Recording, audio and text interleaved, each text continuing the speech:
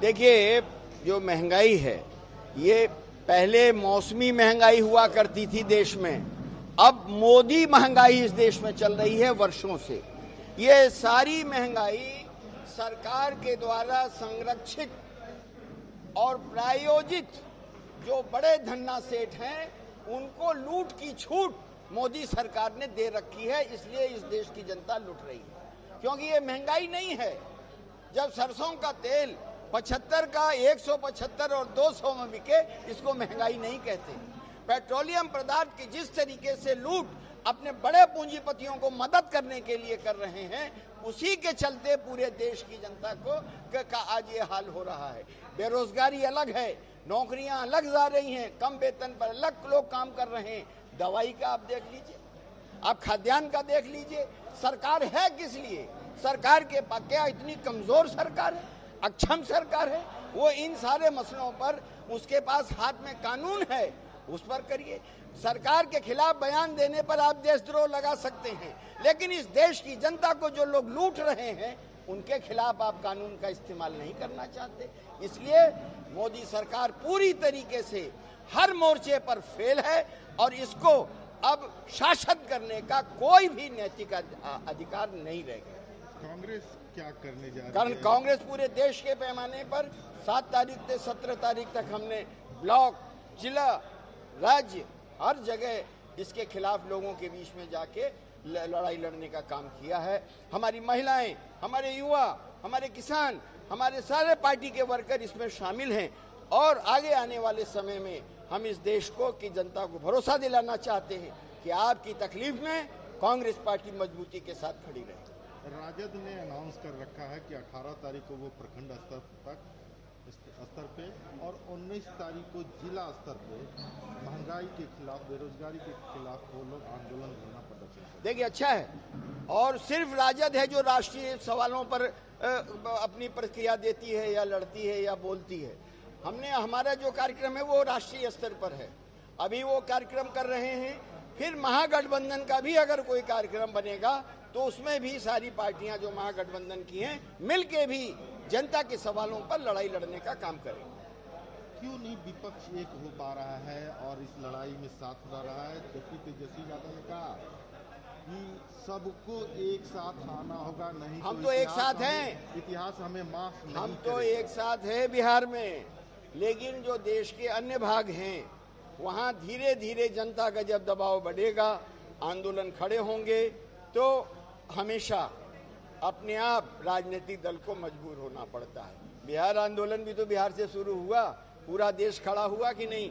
आगे आप देखना ऐसे ही होने वाला है। जनसंख्या नियंत्रण कानून को लेकर के बहुत बातें हो रही है। असम में भी लागू हो गया, यूपी में भी वो इम्प्लीमेंटेशन के कगार पे है।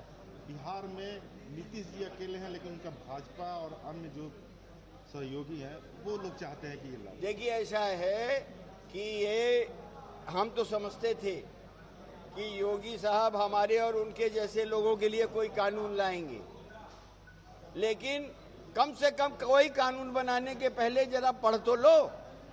इस देश के अंदर फर्टिलिटी रेट जो है 2.2 से भी नीचे जा रही है, जनसंख्या स्थिर है, और ये कांग्रेस पार्टी की देन है इस देश को कि उन्होंने जन जागरण करके लोगों का जनमानस बता के, आर्थिक कारणों से, संयुक्त परिवार के टूटने की वजह से लोग स्वतः अब परिवार नियोजन की तरफ बढ़ रहे हैं, और उसी का नतीजा है कि आज आवश्यकता उन्हीं कार्यक्रमों को तेजी से बढ़ाने की है, कानून की नहीं है, लोगों के बीच जाने की है, ताकि आप उसको और बढ़ाएं।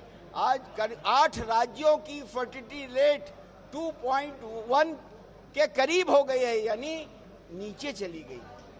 ऐसी स्थिति में कम से कम उनका ये भी जो 2.93 है, 93 बिहार की है, यूपी और बिहार में बीजेपी न है, लेकिन और राज्य में आप देखिए, तो जहां आप इस तरह का प्रचार करेंगे, लोगों के को का जन जागरण करेंगे, लोगों को सुविधाएं देंगे, तो आप देखेंगे कि वो भी आ जाएगा। पहले क्या था? तो ये जो तरीका है इनका जनसंख्या से मतलब नहीं है, इनका मतलब यह है कि चुनाव आ रहा। इसलिए मैं कहना चाहता हूं कि ये इनका जवाब समय आने पर इस देश की जनता जरूर देगी। क्यों कि ये हर मोर्चे पर विफल है मोदी सरकार और भारतीय जनता पार्टी, एक मोर्चा ऐसा नहीं। और ये आपराधिक लापरवाही के चलते लाखों लोग सड़क पर और शहर में अस्पताल के सामने मरे हैं। और आज जो महंगाई की लूट हो रही है, पेट्रोलियम पदार्थ की लूट हो रही है। तेल जो है 70 रुपए 75 रुपए का तेल 175 और 200 का बिक रहा है। अरे आप कब इंटरवीन करेंगे? सरकार है किस लिए? इन लोगों के लिए। लोगों ने आपको चुना है और आप चुनिंदा पूंजीपतियों को लाभ देने के लिए इस देश की जनता को लुटवा रहे हैं। ये महंगाई नहीं है, ये लूट की छूट है।